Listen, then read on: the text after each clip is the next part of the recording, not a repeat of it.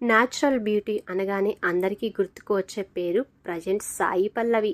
ప్రస్తుతం ఉన్న హీరోయిన్లు అంతా గ్లామర్తో ముందుకు వెళుతుంటే సాయి పల్లవి మాత్రం అటు ఆన్ స్క్రీన్లోనూ ఇటు ఆఫ్ స్క్రీన్లోనూ నిండైన బట్టలతో కనిపిస్తూ అందరినీ మెప్పిస్తుంది. అలాగే తనదైన నటన డాన్సులతో ప్రేక్షకుల హృదయాల్లో చెరగని ముద్ర వేసుకుంది. లేడీ పవర్ స్టార్గా గుర్తింపు తెచ్చుకుంది. గత సంవత్సరం అమరాన్ సినిమాతో భారీ హిట్ అందుకున్న సాయి పల్లవి రీసెంట్గా తండేల్తో మరో విజయాన్ని తన ఖాతాలో వేసుకుంది. అయితే ఇలా వరుస విజయాల నేపథ్యంలో సాయి పల్లవి రెమ్యూనరేషన్ ఆకాశాన్ని తాకిందని వార్తలు ఇప్పుడు సోషల్ మీడియాలో తెగ వైరల్ అయిపోతున్నాయి.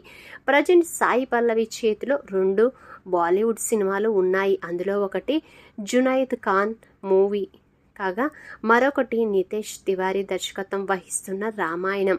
ఇందులో రణబీర్ కపూర్ రాముడిగా, సాయి పల్లవి సీతగా నటిస్తున్నారు. 2 భాగాలుగా ఈ సినిమా రానుంది. ఇప్పటికే మొదటి భాగం షూటింగ్ గత సంవత్సరం మొదలైంది. అయితే రామాయణం మొదటి పార్ట్ కోసం సాయి పల్లవి ఏకంగా 15 కోట్ల రెమ్యూనరేషన్ అందుకుందని అంటున్నారు. ఇప్పటి వరకు ఈ సౌత్ హీరోయిన్ ఈ స్థాయిలో రెమ్యూనరేషన్ అందుకోలేదు.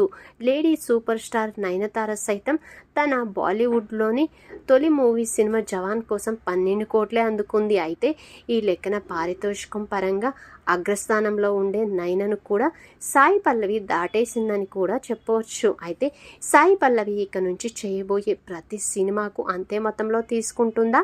ఇలా చేస్తే మనోళ్ళు ఆమెను పెట్టుకుంటారా అన్న సందేహాలు ఇప్పుడు వస్తున్నాయి.